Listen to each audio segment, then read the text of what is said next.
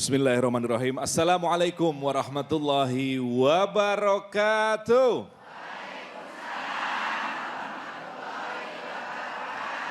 Masya Allah. Sehat semua Bapak Ibu? Saya merasa bahagia karena dikelilingi oleh bidadari surga. Masya Allah. Tapi bidadari di surga itu nggak ada yang tua Bu. Semuanya muda-muda insya Allah ya. Baik, senang sekali saya Iqbal Faiz kembali menyapa Anda pemirsa Cahaya Hati Indonesia dari Masjid Agung Al-Ikhlas Pondok Cabe Pamulang, Tangerang Selatan. Dan Alhamdulillah mudah-mudahan segala nikmat Allah senantiasa mengarungi kita semua dan yang lebih penting adalah nikmat iman dan Islam. Sehingga kita dimatikan dalam keadaan husnul khatimah. Amin ya Rabbal Alamin. Pemirsa yang dirahmati Allah, hari ini kita akan bersama 3 orang ustadz, 3 orang guru yang insya Allah akan memberikan hal-hal positif, nilai-nilai yang kuat agar kita senantiasa lebih percaya diri memeluk Islam sebagai satu-satunya agama penyelamat kita. Yang pertama Ustadz Abdul Kafi, kemudian Ustadz Fahmi Salim dan juga Ustadz Bendri Jai Surahman. Dan satu lagi ada qori'ah kita Ifatul Malihah yang insya Allah akan melantunkan beberapa ayat suci Al-Quran. Pemirsa yang dirahmati Allah Subhanahu wa taala, sebagai orang tua tentu kita ingin anak-anak kita sukses di dunia. Namun sebagai orang tua yang beriman, kita tentu lebih ingin anak-anak kita sukses tidak hanya di dunia namun lebih-lebih di akhirat. Untuk itu bekal agama menjadi sangat penting bagi kita orang tua. Karena sebagaimana kita ketahui saat ini kerusakan moral muncul di mana-mana. Maka tentu kita tidak ingin anak-anak kita terjerumus dari lembah atau dalam lembah kemaksiatan. Untuk itu tema besar kita adalah memperkuat pendidikan agama dalam keluarga. Ini sangat penting, tema yang sangat penting, utamanya untuk Anda para orang tua dan calon orang tua. Oke pemirsa, langsung saja kita akan simak tausiah pertama yang akan disampaikan oleh Ustadz Abdul Kafi dengan subtema Tanamkan Akhlak Sedari Dini. Bismillahirrahmanirrahim. Assalamualaikum warahmatullahi wabarakatuh.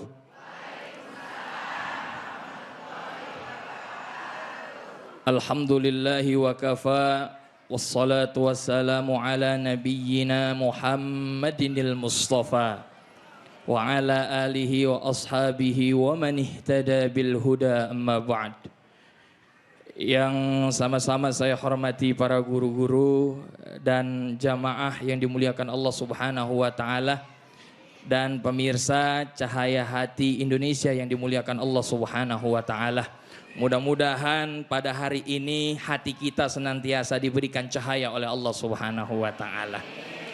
Kalau saya lihat jamaah yang ada di sini, subhanallah, masya Allah, cantik-cantik banget. Ahli surga semua, amin. Apalagi pemirsa yang dimuliakan Allah, di depan saya ini ibu-ibunya pakai jilbab merah. Kalau ada jilbab merah, ada jilbab pink. Kalau lihat jilbab pink, saya teringat lagu Wali. Dia gadis berkerudung merah. Tapi sayang, kayaknya yang jilbab merah bukan gadis. Nenek-nenek pemirsa yang dimuliakan Allah. Bu, emang kadang-kadang saya sering sedih. Kenapa sedih? Karena kadang-kadang bedanya vokalis band dengan ustadz itu beda. Kalau vokalis band Bu, begitu dia nyanyi, subhanallah, fans-fansnya perawan-perawan. Kalau ustadz nenek-nenek mulu. Tapi alhamdulillah biarpun yang fansnya nenek-nenek sama kakek-kakek, insya Allah doa dari kakek dan nenek itu makbul. Karena doa orang tua itu makbul. Amin, amin ya Rabbal. Pemirsa yang dimuliakan Allah Subhanahu wa ta'ala, bicara tentang akhlak. Bagaimana kemudian para guru-guru kita, sering kali kita membahas tentang yang namanya akhlak. Bahkan Nabi SAW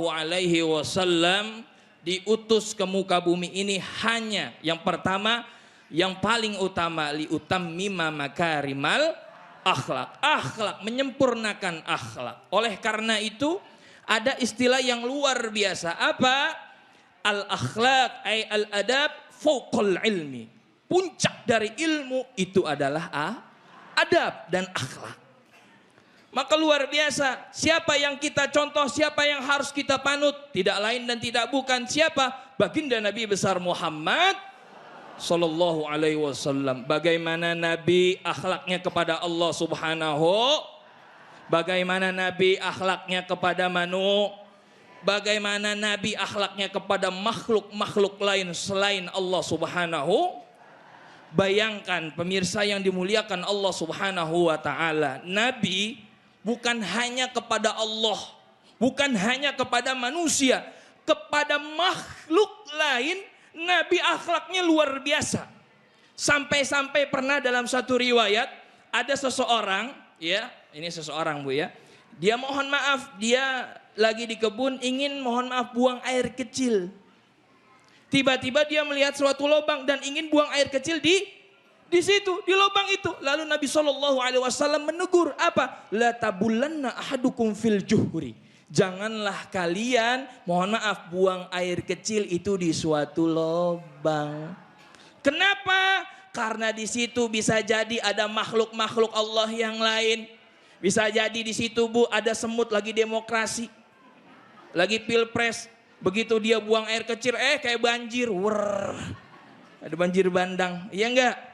Iya, siapa tahu di situ ada tempatnya ular atau musang dan lain sebagainya, atau mungkin juga itu namanya tempat di situ ada tempat masakinul jin, artinya tempat jin dan setan. Kenapa? Karena dia suka dengan yang namanya kotor-kotor. Maka ulama melarang kita untuk apa? Salah satunya untuk buang air panas di mana? Di kloset. Kenapa?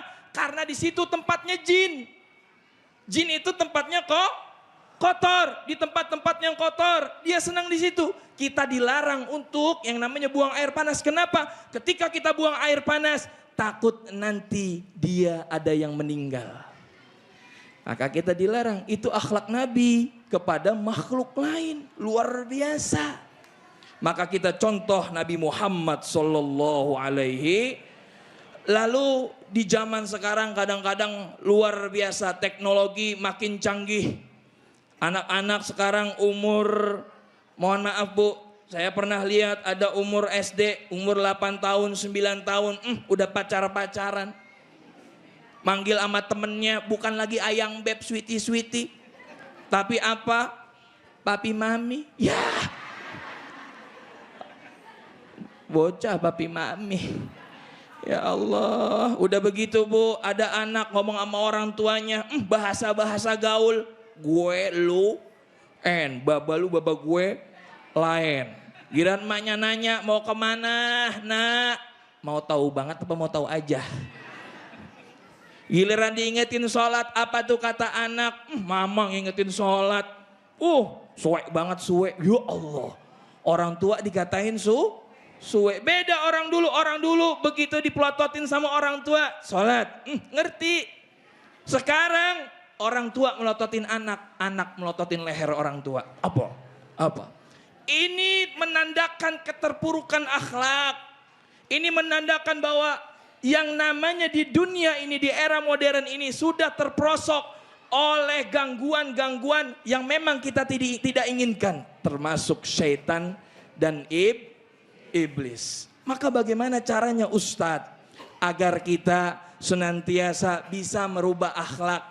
Sejak dini dari masih kecil sampai nanti sudah besar. Atau yang sekarang mohon maaf masih ada kita kurang-kurang akhlak kita. Bagaimana caranya? Yang pertama Nabi mengajarkan apa? Berdoa. Apa?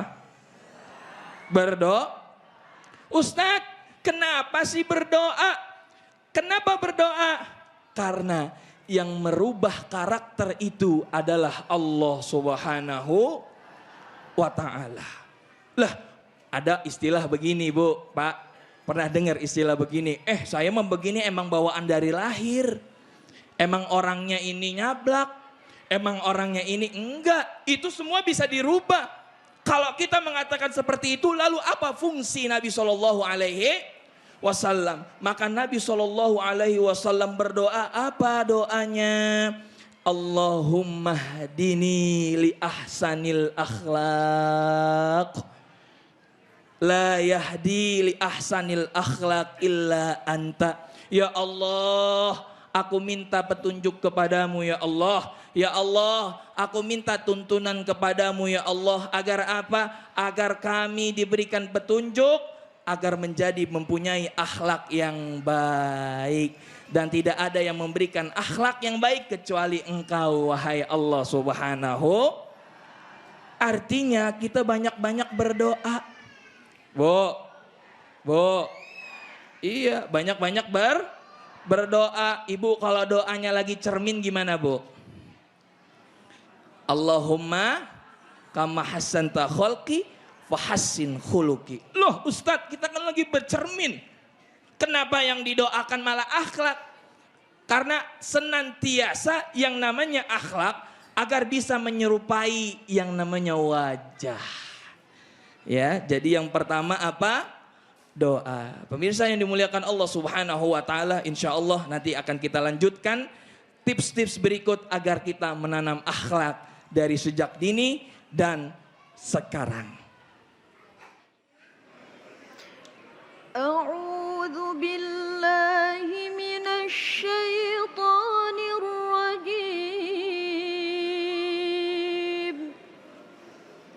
Bismillahirrahmanirrahim.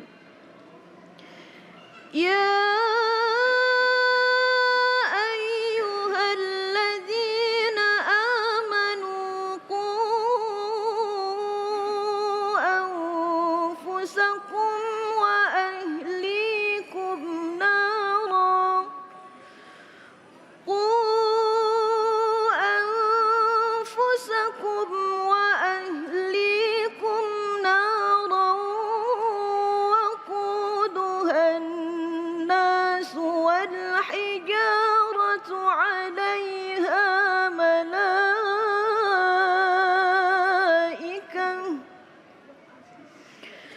عليها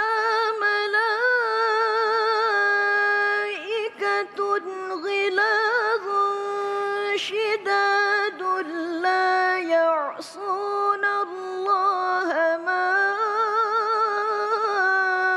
أمرهم لا يعصون الله ما أمرهم ويفعلون ما يؤمرون صدق الله العظيم.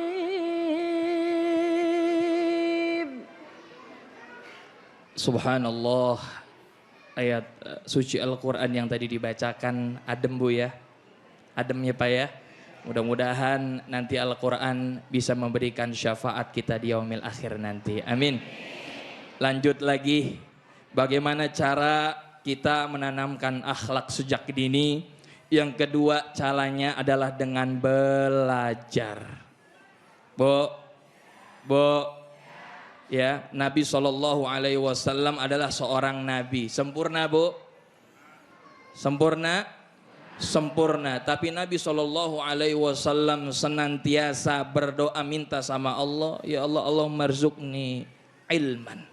Ya Allah, tambahkanlah aku ilmu, tambahkanlah aku ilmu, tambahkanlah aku ilmu. Kenapa? Karena dengan belajar kita bisa tahu adab seseorang. Bu, kadang ada orang belajar, oh iya berarti bicara dengan suami nggak boleh tinggi-tinggi. Ya, bicara dengan orang tua nggak boleh dengan nada menyakiti. Dari mana kita tahu? Dengan belajar. Kalau kita nggak belajar, kita nggak bakal tahu. Akan tetapi terkadang kita di sini sangat sekali lalai dengan apa yang kita pelajari. Pulang dari ngaji, ustadznya udah bilang jangan gosip, jangan gosip. Pulang dari ngaji baru juga selangkah udah ngomongin. Ibu itu emasnya banyak banget ya. 5 jari, 5-5-nya ada emas. Ya Allah, banyak banget. Iya, begitu juga bapak-bapak pulang. Tadi saya ngelihat bapak-bapak, iya kenapa? Pulang sholat Jumat sendal jepitnya ketuker. Yang satu sendal jepit, yang satu pakai sepatu. Ya, Allah, udah ngomongin orang, udah ngomongin kejelekan orang. Tapi kalau kita tahu, oh iya gibah nggak boleh, oh iya yang namanya kita ngomongin orang nggak boleh, berarti kita belajar. Oh nggak boleh, nggak boleh, nggak boleh. Maka ada makalah luar biasa. Wa ayyu naf'in man ya'ti fi madarisukum. Ada orang buat apa datang ke sekolah? Buat apa datang belajar? Kalau dari belajar dia pertama kali sampai akhir tapi nggak ada perubahan, buat apa? Maka Syekh As-Sauri, ini ibundanya luar biasa Bu, ada kisah, mau dengerin kisah. Pemirsa yang dimuliakan Allah Subhanahu wa taala, kisah yang luar biasa. Ibu Syekh As-Sauri ini luar biasa. As-Sauri ini diberikan 10 dinar oleh ibunya dari hasil tenun. Kata ibunya apa? Nih, pakai gunakan untuk belajar 10 hadis. Kalau kamu pulang setelah selesai belajar 10 hadis ternyata kamu berubah, perkataannya berubah, jalannya berubah menjadi lebih baik, maka teruskanlah belajar. Akan tetapi kalau kamu sudah mendapatkan ilmu hadis, 10 hadis tersebut, akan tetapi begitu pulang tidak ada yang berubah, stop. Jangan lagi kamu belajar. Buat apa? Yang ada adalah malah merusak. Ini dia. Maka kita belajar dan belajar. Ini kita di Cahaya Hati Indonesia, alhamdulillah kita belajar sama-sama. Mudah-mudahan kita mendapatkan manfaat terbaik. Amin. Kemudian yang ketiga apa? Yang ketiga membiasakan diri. Wow, ada orang pemarah, marah mulu. Baru kucing lewat padahal nggak ngapa-ngapa, kucing udah tendang. Ada semut lewat, udah disemprot-semprot. Marah mulu. Iya, suami padahal bilang cuman A, istri bilangnya 200 kata. Cepet banget. Iya, pemarah. Tahan Bu, biasakan diri. Oh iya, saya ini pemarah. Coba tahan, sehari aja saya nggak marah, ditahan. Berat banget Bu, tapi insya Allah jadi kebiasaan. Begitu juga yang punya sifat pelit, kikir, bakhil. Waduh, kayaknya ngeluarin susah banget untuk sedekah. Tahan Bu, bismillah mulai dari ini. Bismillah, saya mau sedekah kalau ke masjid, ke majlis taklim. Saya mau bawa 100.000. Bapak-bapak sholat Jumat bawa 100.000 niat buat amal. Taruh kantong, giliran kotak amal lewat. Aduh rasanya berat, ini keluarin apa enggak? Ini yang hijau apa yang merah ya? Apa yang abu-abu? Apa yang bunyi kerenceng-kerenceng? Aduh susah banget, berat emang. Tapi begitu dikeluarin, set. Alhamdulillah selesai. Kedua kali berat, 3 kali berat, terus 4 kali, 5 kali, 6 kali, sampai seterusnya. Walhasil Bu, sampai biasa Pak. Sehingga ketika kita sedekah malah rasa hati nggak enak. Tuh, maka kita biasakan di diri. Kemudian yang keempat apa? Yang keempat caranya adalah cari teman yang soleh. Soleh dan solehah. Pak, kalau kita punya teman yang soleh, dia baik sama kita, dia pasti kalau kita salah ngingetin kita. Kadang kita deketin teman, mohon maaf, yang muji-muji kita aja. Betul nggak? Wah ente mah bagus tasnya, baru beli di mall mahal. Saya deketin, pokoknya ente mah orang kaya. Giliran orang yang miskin, nggak mau deketin. Hati-hati. Coba Pak belajar cari, kalau teman yang dekat, ente kayak sholat begitu banget. Ayo dong sholat ke masjid. Ayo dong ibu ngajak ke majlis taklim. Kalau teman yang solehah dan soleh dia akan ngajak Bu, dia akan mengkritik kita. Kemudian yang terakhir, yang kelima adalah cari tahu kekurangan kita. Bapak Ibu punya motor di rumah? Punya sepeda di rumah? Punya mobil di rumah? Enggak. Saya doain yang bilang enggak, insya Allah punya mobil. Yang belum pergi haji dan umrah, insya Allah bisa pergi haji dan umrah. Pemirsa yang dimuliakan Allah, yang nonton Cahaya Hati Indonesia, saya doakan semoga rizkinya dilimpahkan oleh Allah Subhanahu wa taala. Ya. Tadi yang terakhir apa Bu? koreksi diri, cari kesalahan. Kita punya motor di rumah, kita tahu itu motor rusak. Betul? Karena kita tahu, kita perbaiki. Begitu juga diri kita.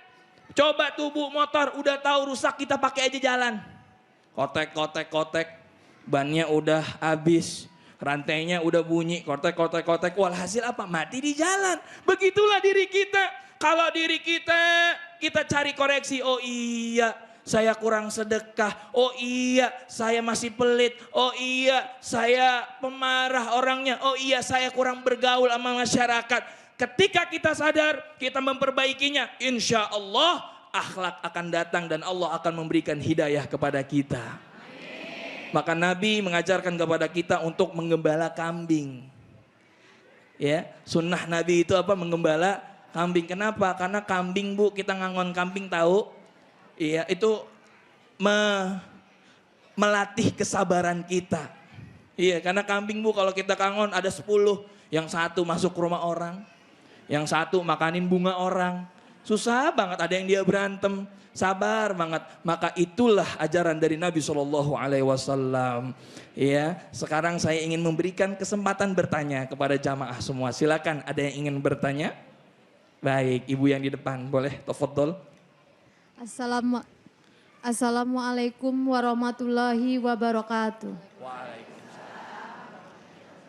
Nama saya Ibu Ika dari Masjid Agung Al-Ikhlas.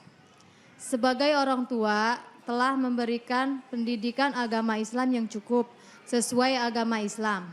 Tapi mengapa anak saya masih ada memiliki agama perilaku yang kurang baik?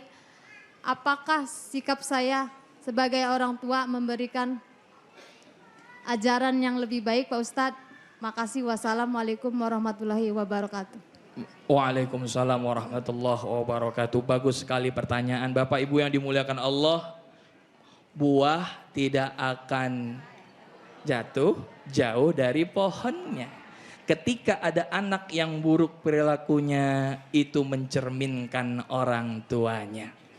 Tapi kalau misalkan Ustadz, saya udah sekolahin dia, saya udah pondok pesantrenkan iya, saya udah didik dia betul, ngaji semuanya, tapi dia masih aja bader Ustadz, masih aja nakal Ustadz. Bagaimana caranya? Ada dalam kitab Minhajul Qasidin dikatakan yang pertama, cari penasehat lain selain orang tua. Karena kadang-kadang Pak, Bu, ada anak yang nggak mau dinasehatin orang tua, tapi dia lebih dengar kata-kata gurunya. Coba datang ke Ustadz.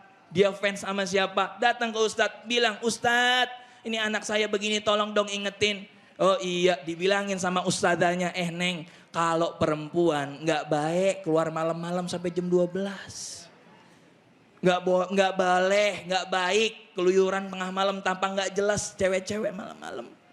Akhirnya apa? Oh begitu ya Ustaz. Iya, nanti kalau kenapa-napa dibegal apa-apa. Nah, jadi sebenarnya itu yang pertama. Kemudian yang kedua, didiklah anak, masukkanlah, carikanlah teman yang soleh dan solehah. Agar apa? Karena teman itu bisa mempengaruhi perilaku akhlak dari seorang anak. Wallahu a'lam bissawab. Baik, terima kasih Ustadz Abdul Kafi atas tausiahnya. Rasulullah SAW pernah bersabda tidak ada suatu amalan yang jika diletakkan dalam timbangan lebih berat dari akhlak yang mulia atau husnul khuluq. Mudah-mudahan kita senantiasa mendidik anak-anak kita dengan keras, dengan tegas untuk menjadi anak-anak yang berakhlak mulia. Karena itulah cara kita menyelamatkan diri kita dari siksa api neraka. Kita akan jeda sejenak dan kita akan kembali dengan tausiah selanjutnya dari Ustadz Fahmi Salim dengan subtema Mendidik Keluarga Zaman Nabi. Tetap bersama kami dalam Cahaya Hati Indonesia.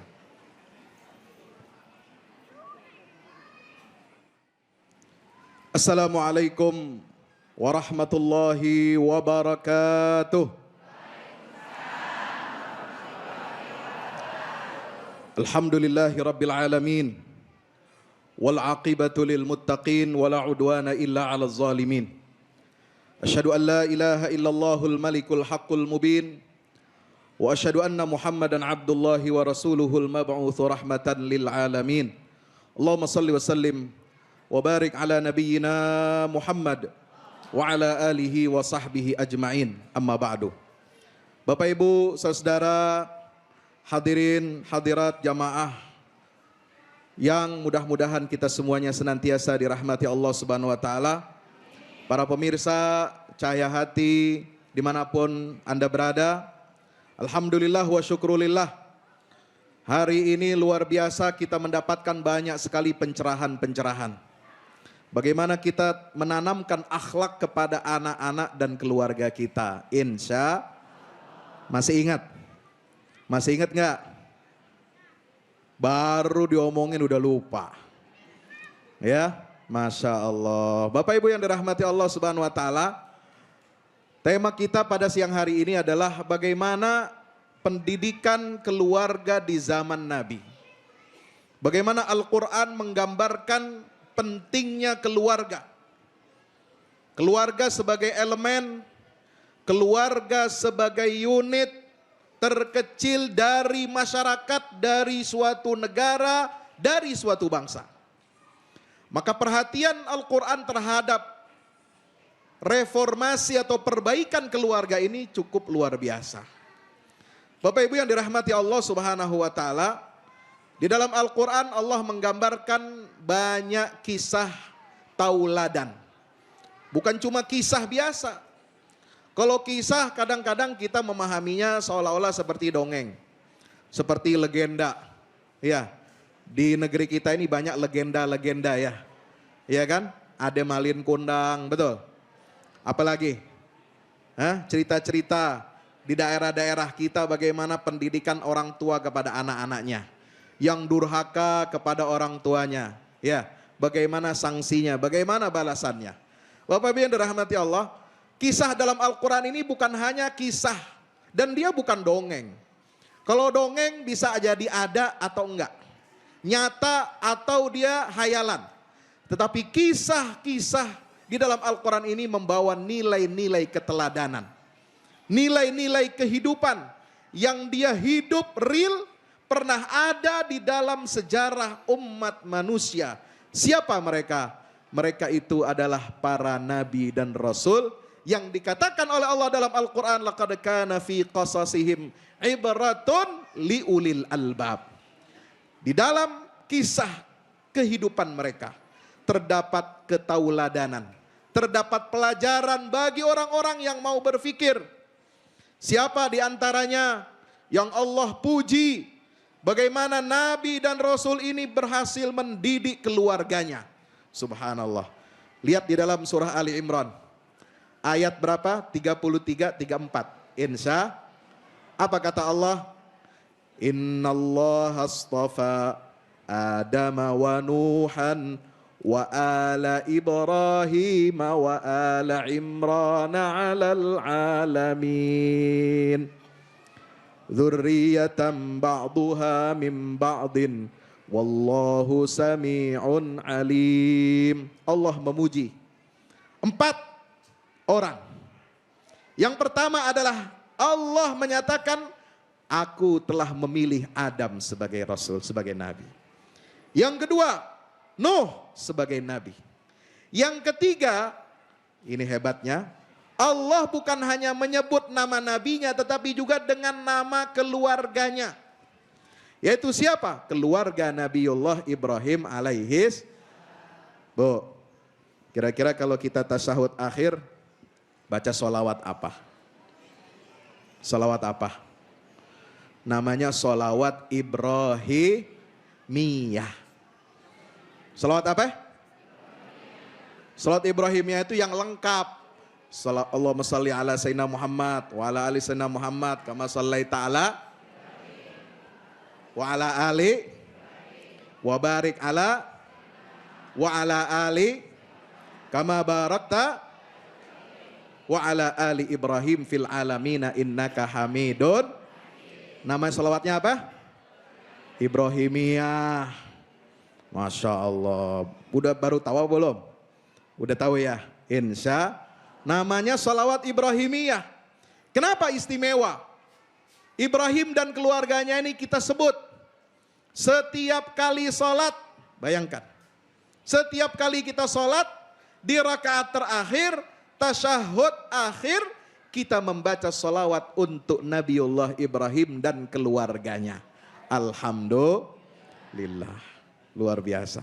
Sehingga Allah Subhanahu wa taala menyebut di dalam Al-Qur'an surah Hud, rahmatullahi wa barakatuhu alaikum ahlal baiti innahu hamidum majid.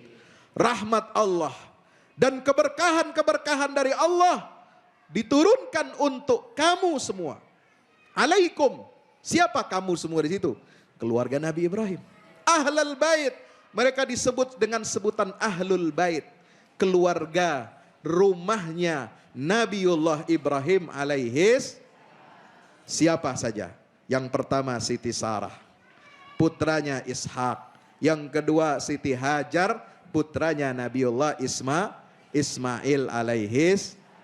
Alhamdulillah. Inilah keluarga teladan. Dari kisah pendidikan keluarga Ibrahim kita banyak belajar. Bagaimana Ibrahim menanamkan pendidikan kepada anak-anaknya, putra-putranya. Mulai dari kecil, mulai dari dia remaja, sampai anak-anaknya dewasa. Betul-betul mendapatkan pendidikan yang terbaik dari Nabiullah Ibrahim alaihis salam. Subhanallah, Nabi Ishak melahirkan keturunan yang baik-baik. Alhamdulillah. Dari Nabi Ishak lahir siapa? Nabi Yakub. Dari Nabi Yakub kemudian lahir siapa? Nabi Yusuf. Dari Yusuf kemudian berhenti, tidak ada nabi. Setelah itu baru ada lagi di Bani Israel, yaitu Nabi Musa. Setelah Nabi Musa wafat, ada diteruskan nabi-nabi setelahnya, dan yang paling besar, paling agung adalah Daud dan Sulaiman. Baru setelah itu ada nabi siapa? Zakaria, Yahya, baru kemudian ada Isa. Tahu Isa? Tahu apa enggak? Nabi Isa tahu? Tahu ya? Insya. Siapa Nabi Isa itu? Anak daripada Siapa Maryam? Bapak emaknya kenal enggak, Bu? Kagak kenal? Emang belum kenalan ente. Mau kenalan juga jauh. Ya, jaraknya kita kagak nyampe. Tapi di dalam Al-Quran disebut, setelah Allah menyebut ala Ibrahim, Allah menyebut apa? Ala Imran, keluarganya Imran itu siapa? Bapaknya Maryam. Istrinya siapa? Namanya Hannah. Melahirkan seorang putri yang bernama Maryam. Yang kelahiran ibunda Maryam ini disebutkan di dalam surah Ali Imran. Dia sudah dicita-citakan oleh orang tuanya untuk mengabdi di Baitul Maqdis. Qalat Rabbi inni nadartu laka ma fi batni muharrara fataqabbal minni innaka antas samiul alim. Falamma wada'atha qalat Rabbi inni wada'tuha untha. Ya, itu kisahnya. Luar biasa di dalam Al-Quranul Karim bagaimana orang tua itu ketika mendidik anak sudah dimulai ketika anaknya berada di dalam kandung. Bu, ibu kalau hamil, pernah hamil? Pernah? Berapa kali? Bapak pernah hamil? Kagak, menghamili aja Pak Ustadz. Berapa kali?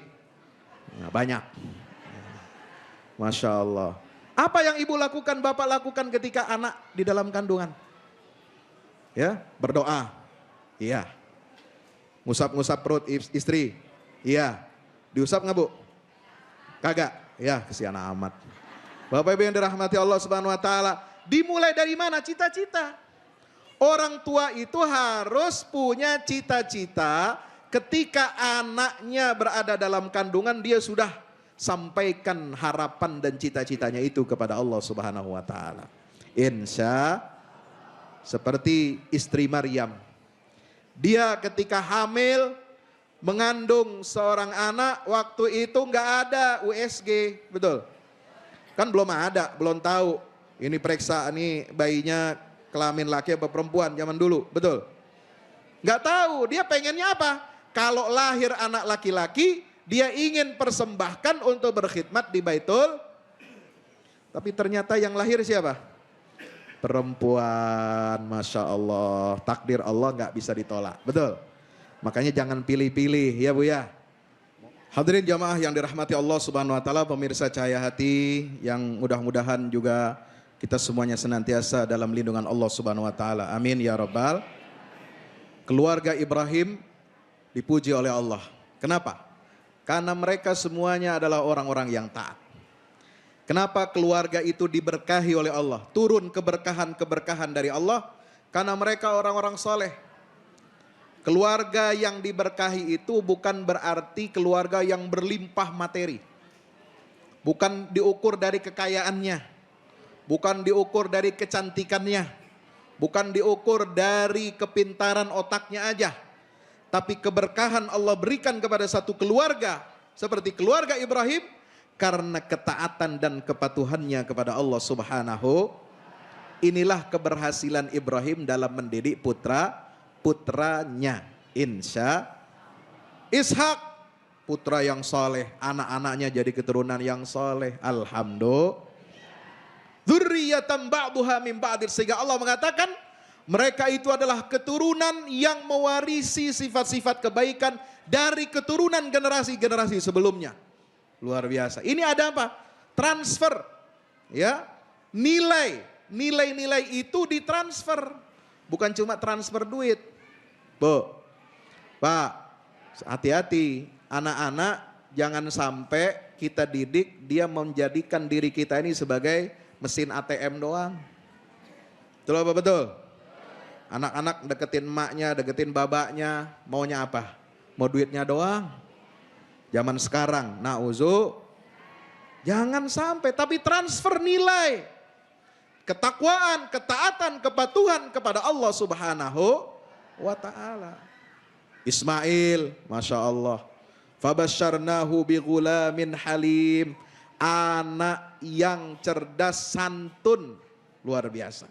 Patuh kepada Allah Subhanahu wa ta'ala. Ketika ayahnya mimpi untuk menyembelih Ismail, perintah dari Allah ta'ala, anaknya nolak enggak? Enggak. Sebentar lagi kita ibadah kurban. Ya abatif alha ma tu'mar. Satijudini insyaallahu minas sabirin. Ini keluarga Ibrahim. Lalu keluarga yang kedua adalah keluarga siapa? Ali Imran. Sehingga turun ayat-ayat dalam surah Ali Imran. Bahkan satu surat dinamakan dengan surat keluarga Imran. Bayangkan. Ya, bukan keluarga yang lain. Ya, di dalam Al-Quran aja surat keluarga Nabi Muhammad nggak ada. Surat keluarga Ibrahim nggak ada. Ada surah Ibrahim. Ada surah Muhammad. Ada surat Nuh. Betul. Ada nggak surat keluarga Nuh? Keluarga Muhammad. Keluarga Ibrahim. Nggak ada nama suratnya. Tapi Imran jadi nama surat. Keluarganya jadi nama surat Al-Quran. Dia melahirkan Maryam. Dari Maryam lahirlah Nabiullah Isa alaihis salam. Orang-orang saleh. Dzurriyyatan ba'duha min ba'din. Alhamdulillah. Ada lagi di dalam Al-Quran kisah tauladan. Keluarga siapa? Keluarga Yakub. Keluarga Yakub ini berhasil juga mendidik anak-anaknya. Yaitu lahir di antaranya Nabiullah Yusuf alaihis. Makanya dalam surat Al-Baqarah dikatakan. Wa wassa biha Ibrahimu banihi wa Yaqub. Ya baniya innallaha astafa lakumuddina fala tamutunna illa wa antum muslimun. Ibrahim berwasiat dan Allah menyampaikan demikian pula Yakub, wahai anak-anakku, Allah sudah pilih untuk kalian agama, yaitu Islam ini, dan jangan kalian mati kecuali kalian semua dalam keadaan amin ya rabbal alamin. Mudah-mudahan kita semua yang hadir, semua pemirsa, seluruh kaum muslimin muslimat dapat mendidik putra-putrinya dengan sebaik-baiknya. Menjadi generasi muslim yang berkualitas, generasi muslim yang kuat, yang cerdas, taat dan patuh kepada Allah Subhanahu. Amin ya rabbal alamin. Terima kasih jazakallah Ustaz Fahmi Salim dengan tema mendidik keluarga di zaman Nabi. Ternyata banyak sekali contoh-contoh orang-orang soleh yang ada di dalam Al-Quran, di mana mereka semuanya adalah orang-orang yang sangat tangguh dalam mendidik anak-anaknya sehingga menjadi generasi yang beriman dan kuat. Kuncinya adalah mengenalkan iman dan tauhid sejak dini, bahkan sejak anak itu belum ada di dunia. kita sebagai orang tua atau calon orang tua sudah bercita-cita menjadikan anak-anak kita anak-anak yang soleh dan solehah, berakhlak mulia. Amin ya Rabbal Alamin. Baik pemirsa yang dirahmati Allah Subhanahu wa Ta'ala, kita akan bertemu dengan guru kita selanjutnya yaitu Ustadz Bendri Jai Surahman dengan subtema pendidikan Islam pada generasi millennials. Namun sebelumnya kita akan berjumpa dulu dengan rekan solihah saya, Citra Anggia. Silakan Citra.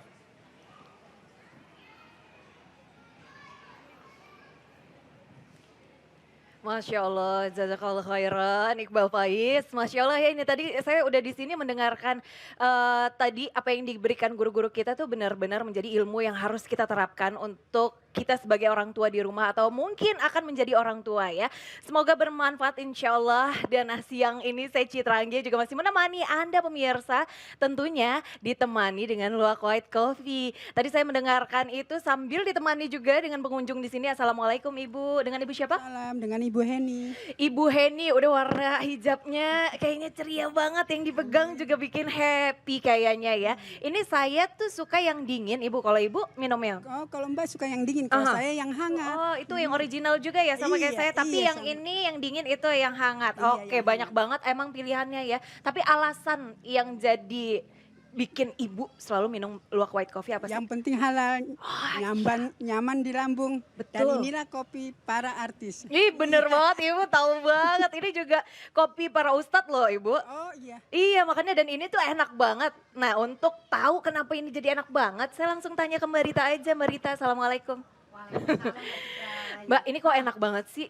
Ya, kopi yang Mbak minum itu adalah produk baru dari Luwak White Coffee, Oh, ini yang Mbak. baru? Ya, yaitu Luwak Tarik Malaka, Mbak. Kopi kekinian pertama di Indonesia dengan susu kental manis dan 100% gula arennya, Mbak. Oh pantesan Iya. enak banget. Jadi kita nggak perlu udah lagi dong kita pergi ke coffee shop gitu. Oh, nggak perlu lagi, Mbak, sering-sering ke coffee shop. Mbak cukup seduh aja Luwak Tarik Malakanya di rumah. Wah pas Iya. banget untuk Anda pemirsa ya, selain juga aman untuk lambung, kemudian halal, dan ini adalah kopi susu kekinian, produk baru dari Luwak White Coffee yaitu Luwak Tarik Malaka.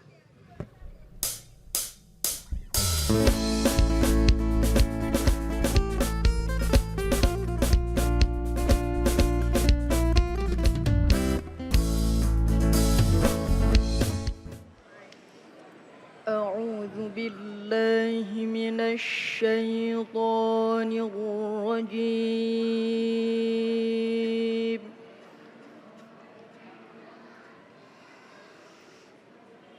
بسم الله الرحمن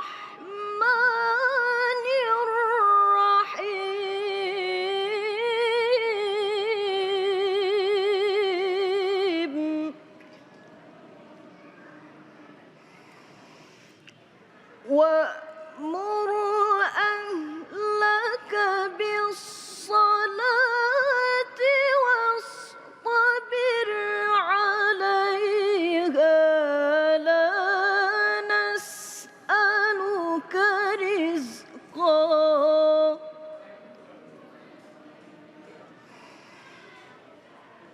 نحن نرزقك والعاقبة للتقوى صدق الله العظيم.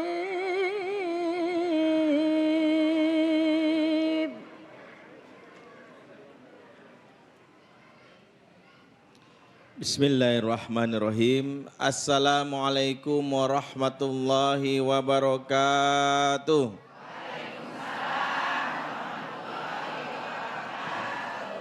Alhamdulillah, assalatu wassalamu ala rasulillah wala alihi wa ashabihi wa mawalah wa ba'd.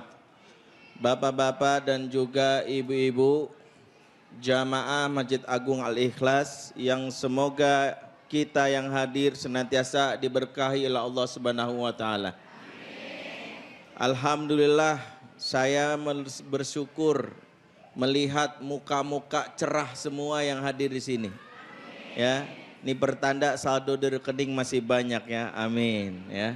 Insya Allah ya, utang-utang udah kebayar semua. Ya. Ya, sebentar lagi insya Allah naik haji semuanya ya. Yang belum naik haji naik angkot dulu ya. Kita memuji Allah, kesempatan di hari ini Allah izinkan kita belajar. Banyak hal yang kita pelajari, khususnya bagaimana belajar menjadi orang tua. Kenapa? Karena memang sekolah yang gak ada, yang diberikan buat kita tuh namanya sekolah orang tua. Untuk jadi dokter, belajar jadi ada namanya sekolah kedokteran. Untuk bisa menerbangkan pesawat, kita perlu belajar ada sekolah penerbangan. Tapi untuk mendidik anak, banyak kita yang gak pernah belajar jadi orang tua. Apa yang terjadi kalau dokter gak pernah belajar, resikonya malpraktek.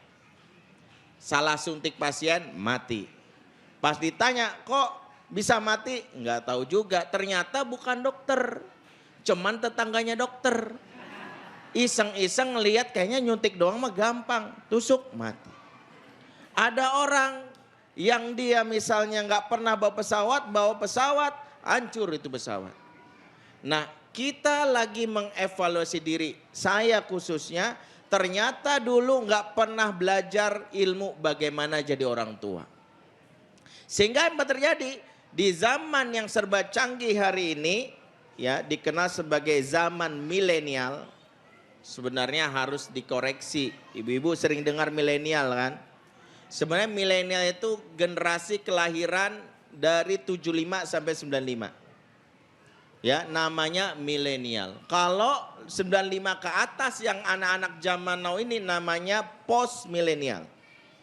Kalau 75 ke bawah namanya kolonial. Nah, ini banyak nih. Mama, bapak-bapak kolonial nih. Bukan berarti bahwa setiap zaman itu tantangannya tentu berbeda.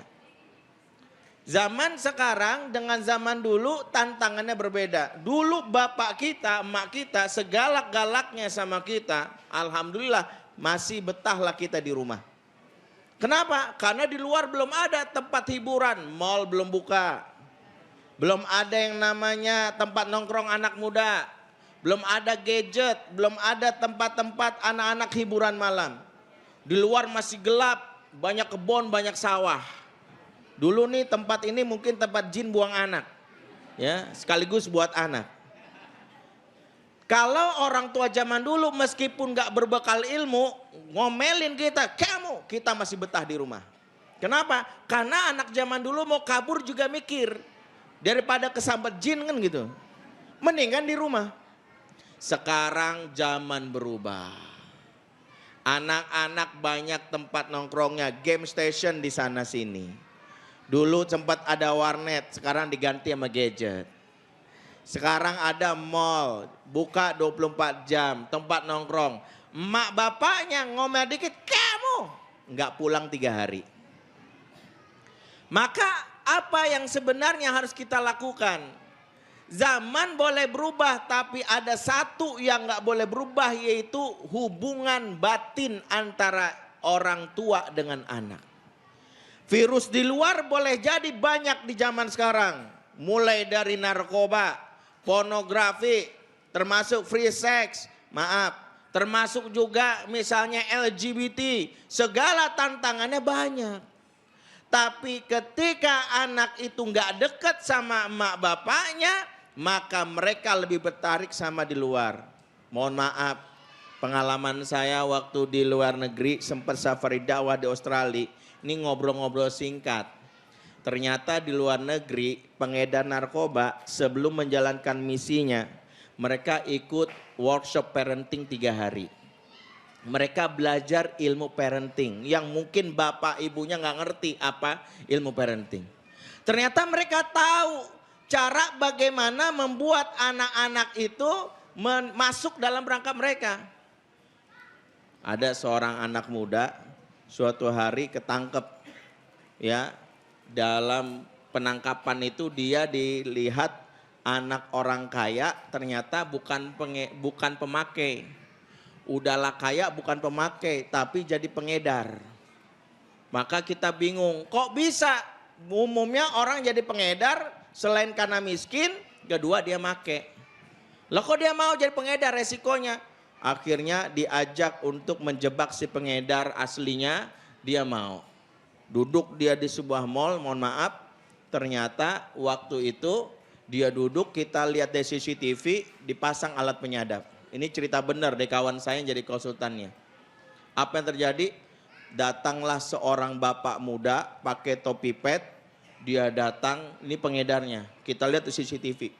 Dia melakukan sesuatu yang tidak pernah dilakukan oleh bapaknya kepada anak ini. Apa itu? Nah, dia langsung nepok pundak anak sambil bilang, maafin om ya boy, om telat. Makasih ya, kamu udah sabar nunggu. Banyak bapak yang gak tahu bahwa bahu bagi anak laki-laki itu adalah rasa bangganya dia, harga dirinya dia.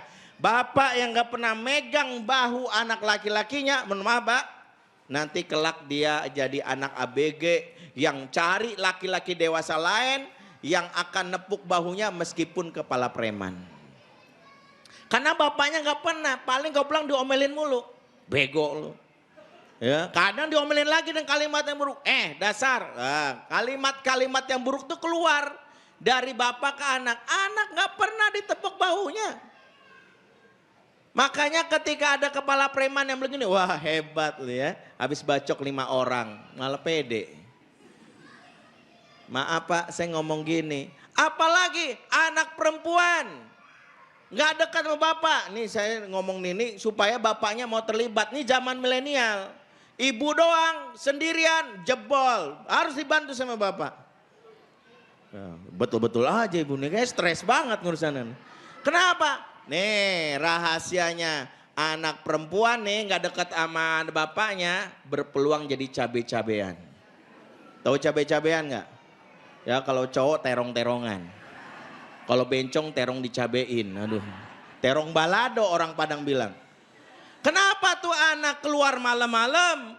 Kenapa dia banyak dibawa sama cowok sampai jam 2 malam? Sampai dia keliling atas dalil malam tahun baru atau perayaan-perayaan yang lain. Maaf, nggak deket sama bapak. Anak gadis itu tumbuh butuh perhatian. Nih hampir semua wanita itu butuh perhatian.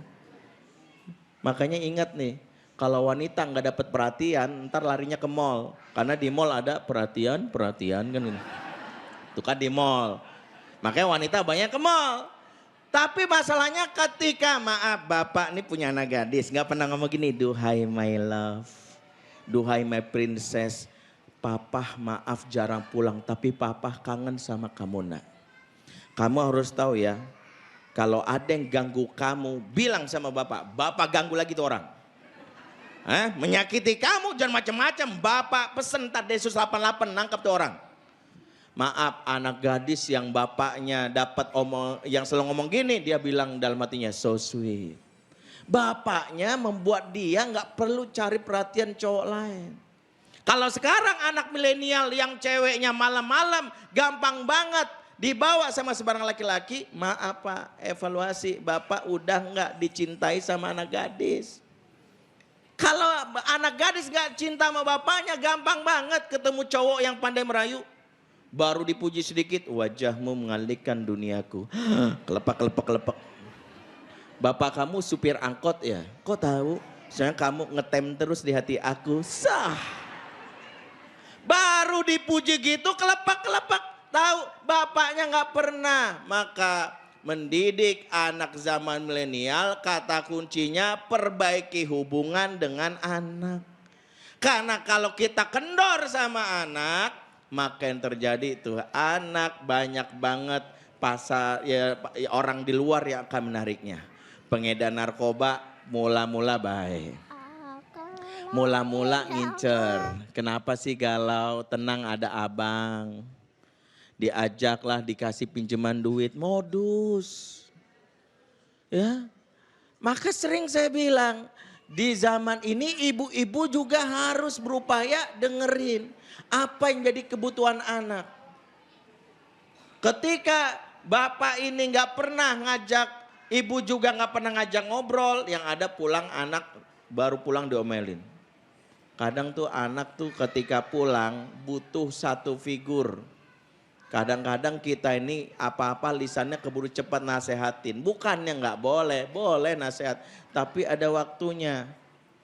Ya, anak di sekolah udah ketemu ustadz, ustazah. Ke masjid udah ketemu ustazah. Pas pulang ustazah lagi. Yang dia pengen tuh mamahnya. Banyak mama baru pulang ditanyain apa? PR udah belum? Makan udah belum? Sholat. Mereka tuh cuman butuh, ya Allah nak, mama bikinin sop iga. Kesukaan kamu. Ya Allah bajunya kotor. Ya udah deh. Nanti anak sekarang butuh digituin. Kenapa? Kita telat untuk mengikat hatinya. Hati mereka tertarik sama yang lain. Makanya sekarang ini perang kita sama bandar, sama pengedar, sama gadget, semua cuma satu. Bikin anak kita lebih mencintai kita daripada yang lain. Ketika anak cintanya kuat sama kita, Masya Allah Bu, gampang dinasehatin. Gampang disuruh seperti Ismail dengan Ibrahim. Saat Ibrahim pulang, kebayang gak Bu, Ibrahim ini profil bapak yang jarang pulang. Sekalinya pulang setahun sekali. Ya, dalam beberapa riwayat sebutkan pulangnya setahun sekali. Kebayang gak ada bapak yang jarang pulang, sekalinya pulang bawa golok. Anakku kan gitu sini. Ya. Ibrahim kan pulang langsung ingin nyembelih anaknya. Kalaulah bukan karena ini bapak yang dirindukan, makanya dalam Quran dipanggil ya abati. Kenapa dipanggil abati? Para ulama bahasa menafsirkan karena makna abati ada makna kerinduan, hubungan yang kuat, cinta yang mendalam. Kalaulah seorang bapak, seorang ibu dicintai, maka saat anak diperintahkan gak bakal protes. Tunduk. Ismail waktu diperintahkan bahasanya apa? Ya abatif alma tu'mar. Satajuduni insyaallah minas sabirin. Wahai ayahku, tunaikanlah perintah Allah kepadamu. Mudah-mudahan kau dapati aku sebagai orang yang sabar. Ada ulama mengatakan kalau dari ayat ini disimpulkan sebenarnya Ismail punya sedikit rasa takut. Buktinya apa? Kalau dia benar-benar berani, kalimatnya yang benar biasanya labbaik. Atau sami'na wa ata'na, sami'tu wa ata'tu. Saya dengar, saya taat. Tapi kalimat dia satajiduni insyaallah minas sabirin. Banyak pendapat tentang hal ini. Mulai dari memang ini bentukan didikan akidah yang kuat, tapi menunjukkan rasa cinta kepada ayah dan ibunya, membuat dia mengalahkan rasa takutnya. Egonya dia kalahkan. Kalau anak cinta sama bapak ibunya, maka apa yang terjadi? Dia mudah untuk tinggalkan apa kesenangan dia. Kita ngarahinnya gak gampang. Ibu anak lulus SMA. Nah, mama pengen banget anak mama kuliah kedokteran ya. Enggak mah, aku pengennya kuliah ekonomi. Aku pengen jadi menteri keuangan, pengen jadi pengusaha. Jadi dokter aja kan kamu pinter ya. Kalau jadi dokter tuh, aduh, kan kamu tahu mama penyakitan. Jantung mama sering berdebar-debar, apalagi kalau pas akhir bulan ngeliat buku tabungan kan gitu ya. Tuh sering banget nak. Apa jawaban si anak? Ya udah deh mah, doain ya biar aku kuat kuliah di kedokteran. Sebenarnya tuh anak pengen kuliah di mana tadi? Ekonomi. Karena mamahnya yang minta dan mamanya itu dicintai, mamanya itu begitu dia berharapkan, dia mengalahkan egonya. Dia akan ikuti keinginan mama. Maka membuat anak taat di zaman milenial ini sebenarnya bikin dia jatuh cinta dulu. Jangan GR kalau anak taat karena diancam. Sholat gak? Tabok nih. Tuh anak hampir setiap hari doain kita, bagus sih. Ya Allah masukkanlah bapakku ke surga. Kalau bisa secepatnya ya Allah. Didoain masuk surga kan enak. Pengen masuk surga? Masalah secepatnya ini. Kan kita masih pengen naik haji berkali-kali ya. Kalau kita masih pengen umroh. Pengen ngerasain namanya keliling dunia, masih pengen. Wah ada kode nih. Intinya adalah kalaulah kita ingin mendidik anak di era milenial, satu kata kuncinya perkuat hubungan internal kita, maka mereka akan mudah kita jaga dari pengaruh buruk di dunia luar. Itu kurang lebih yang bisa sampaikan. Bila taufik wal hidayah. Wassalamualaikum warahmatullahi wabarakatuh. Waalaikumsalam warahmatullahi wabarakatuh. Tapi ini ada pertanyaan dulu Ustaz. Iya. Tapi sebelumnya sedikit singkat Ustaz. Dekat tapi tegas ya. Karena takutnya kalau dekat khawatir anaknya marah terus orang tua suka manjain anak. Ya udah deh. Beda, ada Salah juga ya. fasenya. Oh. Dekat itu membuat anak segan untuk tidak membuat menyakiti perasaannya. Oke. Beda, kalau dekat membuat dia nggak punya perasaan untuk hormat, beda. Maka ada kita dekat sama Allah, saking dekatnya nggak ingin melukai kita nggak ingin durhaka, tidak ingin mengingkari Allah, tidak ingin khianat sama Allah. Karena kedekatan itu membuat orang juga membuat menjaga dirinya. Tapi orang tua tetap harus punya izah ya. Artinya tetap harus punya kehormatan ya. Bedakan yang namanya tegas dan keras. Tegas tetap, tapi kekerasan itu yang dilarang dalam Islam. Baik. Ya. Ada pertanyaan dari Vega. Pendidikan Islam, Ustadz, dalam ajaran Islam apakah boleh mengajarkan pendidikan seks kepada anak sejak kecil? Tarbiyah jinsiyah dalam Islam bukan sekedar seks, maaf, yang bahasanya hubungan kelamin suami istri, bukan. Yang diajarkan namanya seksualitas, itu totalitas kepribadian laki-laki jadi laki-laki yang benar. Kenapa sekarang ada laki-laki otot six pack jiwa ngondek? Otot six pack, iya, jiwa ngondek, tampang security, hati Hello Kitty, banyak. Ini bahaya, muka angker pakai skincare, ini bahaya. Maka kita mendidik totalitas. Maka yang dimaksud dengan seksualitas itu adalah laki-laki menjaga kehormatannya, tidak menyakiti, termasuk bagaimana memuliakan perempuan, itu seksualitas. Dan perempuan juga seperti itu. Makanya dalam konsepnya, misalnya apa sih pendidikan seks Islam? Pertama, ajarkan rasa malu. Malu. Betul. Malunya dulu, jangan bikin anak pede dulu, salah. Yang benar dalam Islam, al-haya minal iman. Malu itu sebagian dari iman, pede itu belakangan. Malunya dulu, maaf. Kalau wanita pakai hijab tanpa rasa malu, hijabnya malu-maluin. Kalau rasa malu ibu tanamkan ke anak gadis, maaf bu, nggak usah suruh pakai jilbab di sini. Malu bunda, ini rambutku kelihatan. Karena malulah yang jadi pagarnya wanita. Ini ada wanita nggak punya rasa malu pakai hijab, tapi kalau moto gini, cis. Terus pakai face app sekarang. Pakai face apps ya mukanya, aduh. Ya kalau saya sih nggak mau pakai face app. Khawatir kalau hasilnya sama ditawarin endorse skincare kan nggak enak. Iya, udah ganteng Ustaz ya. Terima kasih. Jadi intinya adalah tetap tegas kepada anak, ingat kalimatnya pertama basyiru wala tunafiru, beri kabar gembira jangan peringatan, tapi jangan bikin kabur, tapi peringatan itu diberikan setelah ada kabar gembira. Ikat hatinya dulu, at-ta'lif qabla ta'rif, at-ta'rif qabla taklif. Ikat hatinya sebelum kasih nasihat, kasih nasihat sebelum dikasih tugas atau beban. Ya, dan tanamkan rasa malu. Baik, terima kasih jazakallah Ustadz Bendri Jaisurahman atas tausiahnya. Mudah-mudahan kita senantiasa menjadi orang tua yang tangguh, orang tua yang senantiasa kuat menghadapi tantangan yang semakin berat. Karena musuhnya bandar, pengedar, pedofilia, kemudian LGBT, setan gepeng, alias HP, setan gepeng itu namanya ya.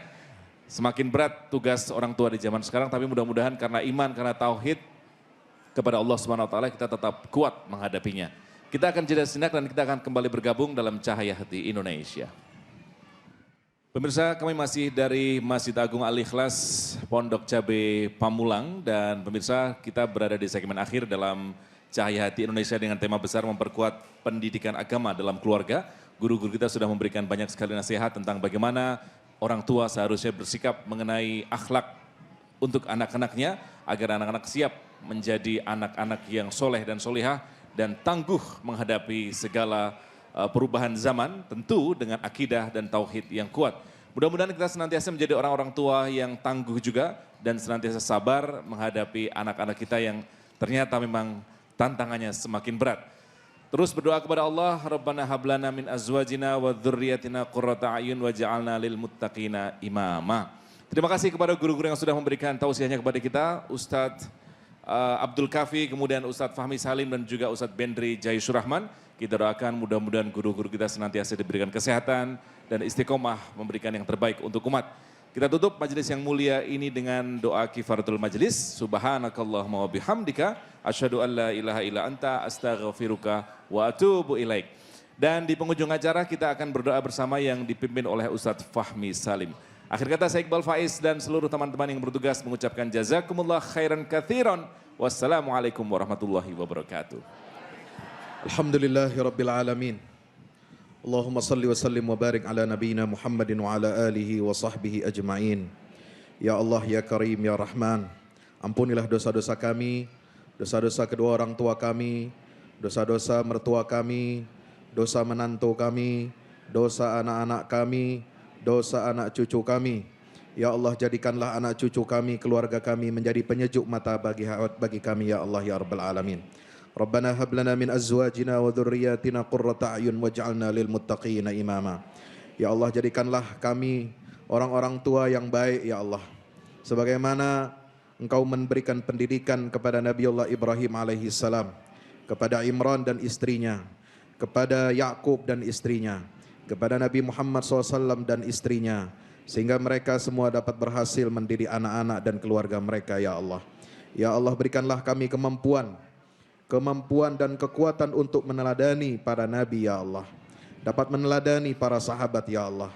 Dapat meneladani para keluarga Rasulullah sallallahu alaihi wasallam, sehingga dapat melahirkan generasi-generasi penerus kami, generasi muda muslim yang kuat ibadahnya kepada Engkau, ya Allah. Yang kuat akidahnya, ya Allah. Yang cerdas otaknya, ya Allah. Yang kuat fisiknya, ya Allah. Yang kuat dalam menghadapi segala macam tantangan dan perubahan zaman yang serba negatif ini, ya Allah. Ya Allah, ya Rabbal Alamin, jadikanlah keluarga kami keluarga yang sakinah, mawaddah warahmah. Tanamkanlah ke dalam diri kami ketaatan kepadamu, ya Allah. Tanamkanlah kepada anak cucu kami akhlak yang baik, ya Allah. Berikanlah petunjuk kepada akhlak yang baik, ya Allah. Kepada kami dan keluarga kami, ya Allah, karena tidak ada yang dapat memberikan petunjuk kepada akhlak yang sempurna kecuali Engkau, ya Allah. Rabbana atina fid dunya hasanah wa fil akhirati hasanah wa qina adzabannar. Wa sallallahu ala nabiyyina Muhammad wa ala alihi wa sahbihi wasallam. Walhamdulillahi rabbil alamin. Wassalamualaikum warahmatullahi wabarakatuh.